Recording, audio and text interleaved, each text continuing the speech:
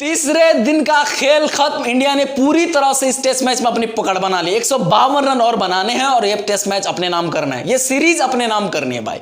सिर्फ 152 रन बनाने हैं भाई साहब। आज का दिन पूरी तरह से इंडिया के नाम रहा। पहले सुबह आया ध्रुव जुरेल ने इनको अच्छा धोया, 4 छक्के मारे उसने भाई, 90 रन बनाए ध्रुव जुरेल ने। एक बार जोरदार तालियां ध्रुव जुरेल के लिए। उसके बाद जब इंग्लैंड आया बल्लेबाजी करने, मुझे लग रहा था कहीं ना कहीं 307 रन पे इंडिया ऑल आउट हो गया था। कहीं ना कहीं मुझे लगा कि 46 रन की लीड इंग्लैंड के पास और इंग्लैंड अच्छा खासा खेलेगा, 200-250 रन पे अगर लगा देगा तो ये फाइटिंग टोटल होगा। इंडिया के लिए मुश्किल हो सकती चौथी इनिंग में, क्योंकि तीसरी इनिंग में इस तरह की मतलब पिच हो गई थी कि भाई बल्लेबाजी करने बल्लेबाज वहां पे रुक नहीं पा रहे थे।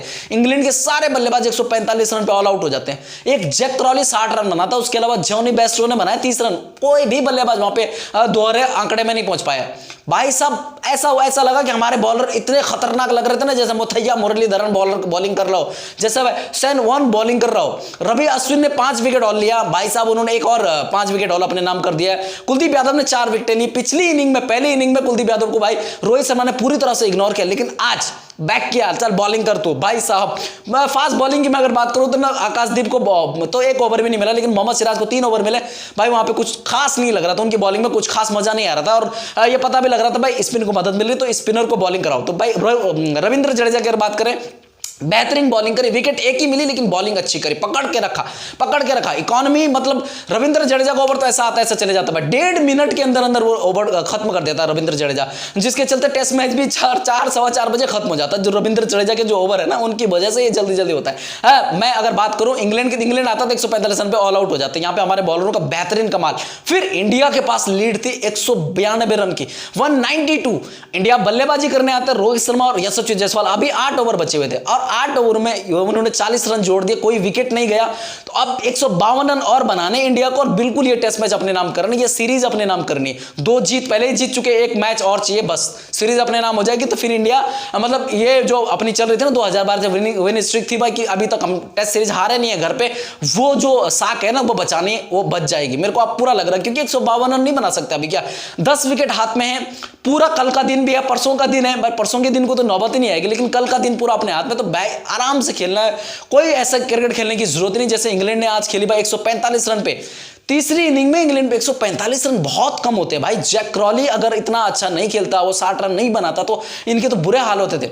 बेसबॉल के नाम पे पहली इनिंग में आपने देखा रहेगा इन्होंने 353 रन जरूर जोड़े। वहां पर जो रूट का शतक आया, लेकिन वो बेसबॉल नहीं खेला उसने। 226 बॉलों में 122 रन बनाए उसने भाई साहब। कोई बेसबॉल बूजबॉल नहीं थी वो उसका। मैं अगर बात करूं भाई, उसके साथ में बेन फॉक्स ने 47 रन लगाए, ऑली रॉबिन्सन ने उसके साथ में एक 50 मारी। और आपने देखा रहेगा कि 244 रन पे इनके 7 विकेट हो चुके थे, लेकिन ऑली रॉबिन्सन ने जो रूट के साथ में खड़ा रहा और भाई साहब वहां पर 50 मारे। वहां से इन्होंने 353 रन का बड़ा लक्ष्य खड़ा किया। और जहां पे मुझे लग रहा था इंडिया बैटिंग करने आएगी, आसानी से चेस कर देगी, लेकिन ऐसा नहीं हुआ। पहली इनिंग में इंडिया, दूसरी इनिंग में इंडिया के लिए भी आसान नहीं था। इंडिया जिस तरह से बैटिंग करी ना, इंडिया के सारे बैटर लड़खड़ा गए थे।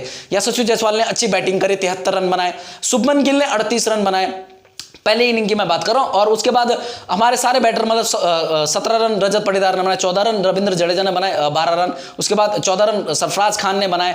यही हमारे सभी बल्लेबाजों का यही क्रम था। लेकिन जब ध्रुव जुरेल आता है, कल भी खेला, आज सुबह आया, आज सुबह भी अच्छी बल्लेबाजी करी, मतलब खेला और इंटेंट भी दिखाया, साथ साथ छक्के चौके सब मारे और बेहतरीन बल्लेबाजी करी। शतक से कम नहीं था, शतक नहीं हुआ लेकिन शतक से कम नहीं था ध्रुव जुरेल का ये वो। लेकिन अब इस बात से क्लियर हो गया कि ध्रुव जुरेल की इस इनिंग से पक्का हो गया, कंफर्म हो चुका है अब कि भाई श्रीकर भरत का पत्ता साफ हो चुका है, पत्ता कट चुका है। अब ध्रुव जुरेल ही इंडिया के पहली पसंद होंगे इंडिया के विकेट कीपर बल्लेबाज क्योंकि भाई इससे ज्यादा क्या ध्रुव जुरेल का दूसरा टेस्ट मैच की पहली इनिंग थी, दूसरे टेस्ट मैच की पहली इनिंग, यानी कि इसकी अभी इंटरनेशनल क्रिकेट में अगर मैं बोलूं तो ये पहली तीसरी इनिंग थी इसकी, तो वहां पर इसने 90 रन लगा दिए, अपने नाम 90 कर दिए, 50 अपने नाम कर दी। लेकिन श्रीकर भरत की अगर मैं बात करूं 7-8 टेस्ट मैच खेल चुका था बंदा, मतलब ऑलमोस्ट 14-15 इनिंग्स और एक 50 नहीं बनाए थे। उसका हाईएस्ट स्कोर उसका 46 है श्रीकर भरत का, और वो इंटेंट भी नहीं दिखता जिस तरह का ध्रुव जुरेल ने दिखाया, वो छक्के मारे भाई। ये था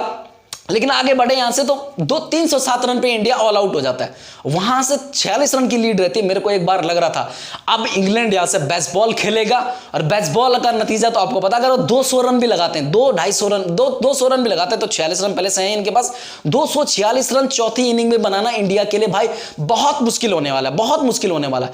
अब तक अगर मैं बात करूं चौथी इनिंग में इंडिया ने 14 बार खेला है, ये 150 से ऊपर की फोर्थ इनिंग में 140 से ऊपर का अगर टारगेट मिला तो इंडिया ने सिर्फ एक बार चेस किया और 6 बार ड्रॉ किया। तो ये आंकड़े देखकर बड़ा डर लग रहा था, लेकिन ऐसा कुछ नहीं हुआ। इंडिया ने उनको जल्दी रोक दिया, 145 पर रोक दिया, और 192 की लीड थी। लेकिन अगर शाम को अभी विकेट गिर जाती थी, रोहित शर्मा, यशस्वी जायसवाल अगर आउट हो जाता दोनों में से एक भी, तो मुझे लगता था कि इंग्लैंड की पकड़ है इस मैच में। लेकिन नहीं, जिमी एंडरसन आए नहीं बॉलिंग करने, जो रूट और हार्टली ने बॉलिंग करी। मुझे बेस्ट स्ट्रोक्स का ये कुछ भी फैसला कुछ समझ में नहीं आया कि क्यों, कैसे, क्या।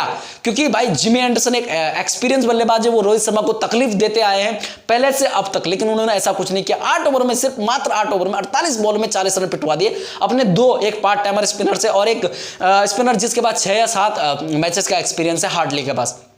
तो भाई यशस्वी जायसवाल और रोहित शर्मा ने आराम से मार दिए। 4 चौके मारे रोहित शर्मा ने, भाई आगे बढ़ के चौके मारे। उसको पता था पीछे रुकूंगा तो बॉल टर्न होगी, लेकिन आगे आके उसको पता था, और रुक के आ रही थी बॉल।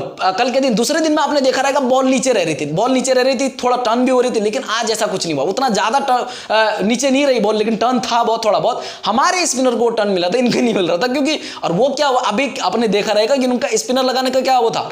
स्पिनर इन्होंने इसके लिए लगाते कि इंडिया ने भी स्पिनर से बॉलिंग करवाई तो इंडिया सक्सेसफुल रहा। 145 पे हमने इंग्लैंड को रोका, तो इनकी भी यही स्ट्रेटजी थी कि भाई कहीं ना कहीं हम भी स्पिनर लगाते और हमें भी इसी तरह की सफलता मिलेगी। लेकिन इनको नहीं पता कि जो भारतीय पिचेस पे हमारे जो प्लेयर है वो पले बड़े हैं, यहीं से पैदा हुए हैं, यहीं से उन्होंने खेलना शुरू किया, तो उनको पता है कि हमारी कंडीशन में स्पिनर को कैसे खेलते हैं। और ज्यादातर आपको पता रहेगा इंडियन बल्लेबाज सबसे ज्यादा स्पिनर जो अच्छा खेलते हैं वो इंडियन बल्लेबाज ही होते हैं, और सबसे ज्यादा अच्छे स्पिनर भी हमारे पास ही थे, क्वालिटी स्पिनर थे। रवि अश्विन आपको पता है भाई 506 विकेटें हो चुके हैं उनकी, अभी 507 समथिंग। और उसके अलावा मैं बात करूं रविंद्र जडेजा, उनकी भी घातक बॉलिंग, इस पे विकेट एक ही मिली, लेकिन बॉलिंग बहुत जबरदस्त करी बंदे ने यार, बहुत जबरदस्त बॉलिंग, बिल्कुल टाइट रखा उसने ना, रन दिए। उसके बाद क्या होता है, एक बार एक तरफ से दबाव बनते जाता है ना, तो फिर विकेट निकल ही जाती है। उसके बाद अगर मैं बात करूं कुलदीप यादव की, तो कुलदीप यादव पहले इनिंग में कुछ नहीं मिला, 10 ओवर मिले, 21 रन दिए और वहां पे कोई विकेट नहीं मिला। लेकिन भाई आज आया तो आज 4 विकेट लिए। अश्विन और उसके बीच में चल रहा था, तू 5 विकेट और लेगा कि मैं लूंगा, वही चला था उनके बीच में, तू लेगा मैं लूंगा। लेकिन फाइनली अश्विन ने लगातार 2 विकेट लिए और अपने नाम कर दिया भाई 5 विकेट हॉल, एक और 5 विकेट हॉल। भाई मैं अगर बात करूं 5 विकेट हॉल में, तो अश्विन ने अनिल कुंबले सर की बराबरी कर दी है उस पर 5 विकेट हॉल में। लेकिन अगर मैं यहां से थोड़ा और बात करूं तो अश्विन जिस तरह से आगे बढ़ रहे भाई, बहुत दूर नहीं है, 619 विकेट बहुत दूर नहीं उनके।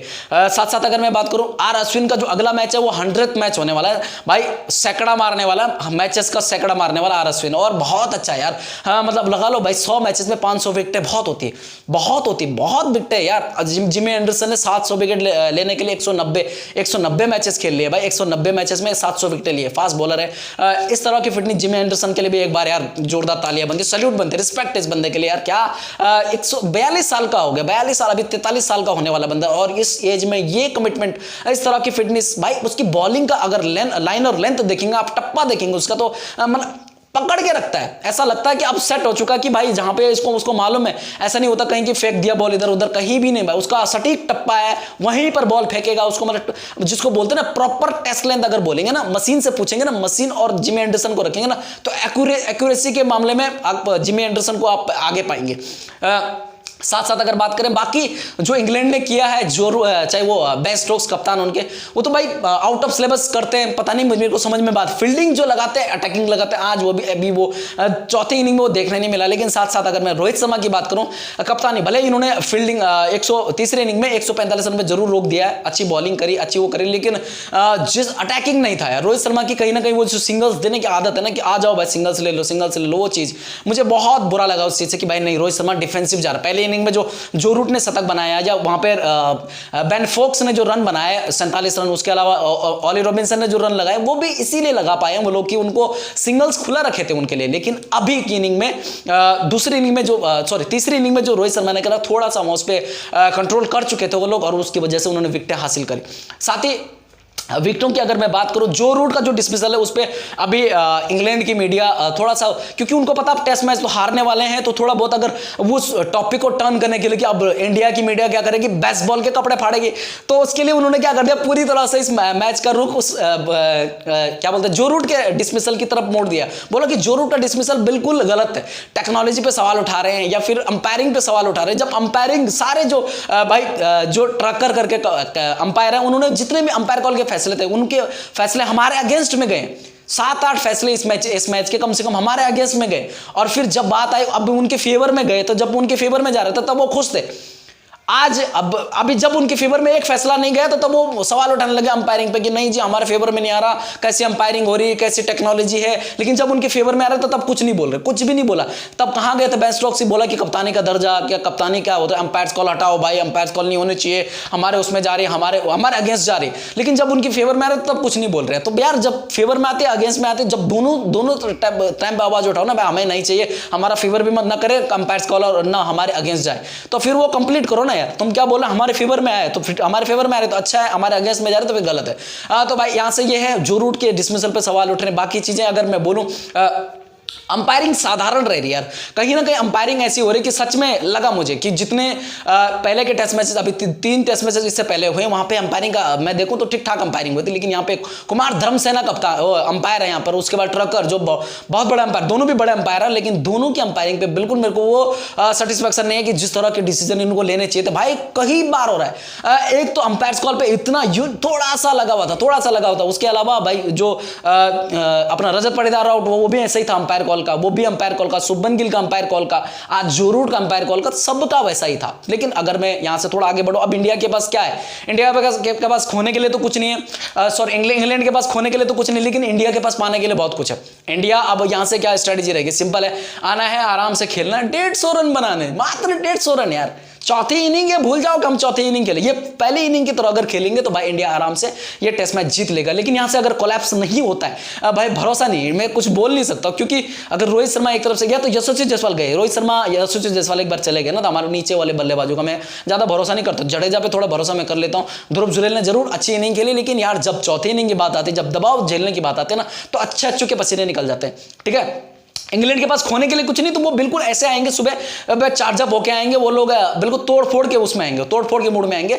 और क्योंकि उनको पता है कि 150 रन पे क्या ही करेंगे वो लोग, कितना उखाड़ लेंगे, थोड़ा वो रहेंगे 1-2 घंटे चार्जअप रहेंगे, उसके बाद जब रन निकलना शुरू हो जाएंगे तो उनकी खुद ही एनर्जी खत्म हो जाएगी। ठीक है, अभी के लिए इतना ही रखना। अगर वीडियो पसंद आता है तो लाइक करो, कमेंट करो, शेयर करो और साथ ही चैनल को सब्सक्राइब करके जाओ। जय हिंद, जय भारत।